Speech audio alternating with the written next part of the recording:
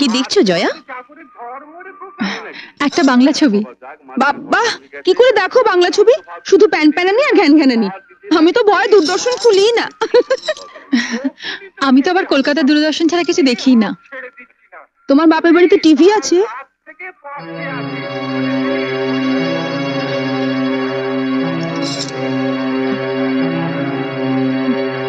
আছে, একটা ছোট ব্ল্যাক এন্ড হোয়াইট টিভি আছে। আসলে আমাদের কেবল কানেকশন নেই তো, তাই ওই কলকাতা দূরদর্শনের প্রোগ্রাম দেখতে দেখতেই অভ্যস্ত হয়ে গেছি। এবার অভ্যেসটা বদলাও। ওটা বন্ধ করো আর কেবল টিভি দেখো। এখন আমরাও তো দেখবো। একটা দারুণ হিন্দি ছবি আছে। কি ছবি? হাম আপকে হ্যায় কৌন। ও, ওই ছবিটা তো কয়েকদিন আগেই দেখিয়েছিল, দেখোনি? দেখবো না কেন, দেখেছিলাম। কিন্তু ও ছবি যতবারই দেখো পুরনো হয় না। আর মাধুরী দীক্ষিতকে দেখে তো মন আর ভরে না, তাই না দিদি? যা বলেছিস। কিন্তু মাধুরীকে নিয়ে ওসব কথা তো ছেলেরা বলে, মেয়েরাও বলে। তবে তুমি অবশ্য বলবে না, তার কারণ তুমি তো নিজেকে মাধুরীর থেকেও সুন্দরী ভাবো।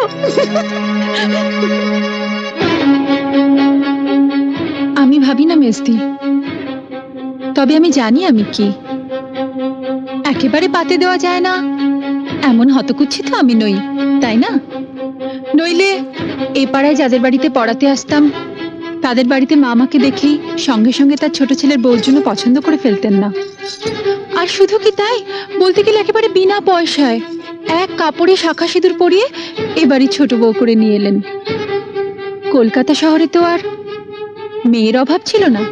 না, তা ছিল না, কিন্তু ছোট ঠাকুরপোর বিয়ের বয়স হয়ে গেছিল।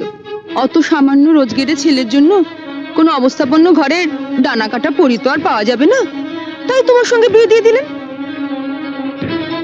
বর্দা মেজদার যখন বিয়ে হয়েছিল তখন তো ওনাদের রোজগার খুব ভালোই ছিল, তাই না? ওনারা কি ডানা কাটা পরি পেয়েছেন? আচ্ছা দিদি, কিছু মনে করো না। তোমাদের দেওরের যদি রোজগার ভালো হতো আর তার যদি বড়লোকের সুন্দরী মেয়ের সঙ্গে বিয়ে হতো, তাহলে তাহলে তোমাদের কি লাভ হতো বলো তো? আমাদের আবার কিসের লাভ? ও মা, তাতে যদি তোমাদের কোনো লাভই না হলো, তাহলে আমি যেমন আমাকে তেমন ভাবে মেনে নিতে তোমাদের অসুবিধে কিসের? আমি তো তোমাদের বাড়া ভাতে ছাই দিতে আসিনি, বা আমি জোর করেও আসিনি। তাহলে আমাকে নিয়ে তোমাদের এত গায়ের জ্বালা কেন? বরং আমার স্বামী যদি বেশি রোজগার করত আর আমি বড়লোকের মেয়ে হতাম, তাহলে কিন্তু তোমাদের অনেক অসুবিধে হতো। অসুবিধে হতো? কিসের অসুবিধে? তাহলে এই মুহূর্তে টিভিটা আমিই দেখতাম, আমার পছন্দ মতো দূরদর্শনের বাংলা ছবির চ্যানেল।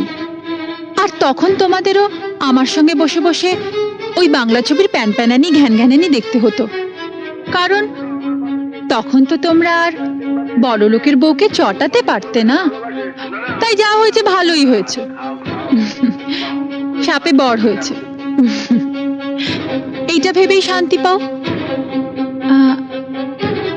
আসি, এখন তোমরা মন দিয়ে হাম আপকে হ্যায় কন দেখো।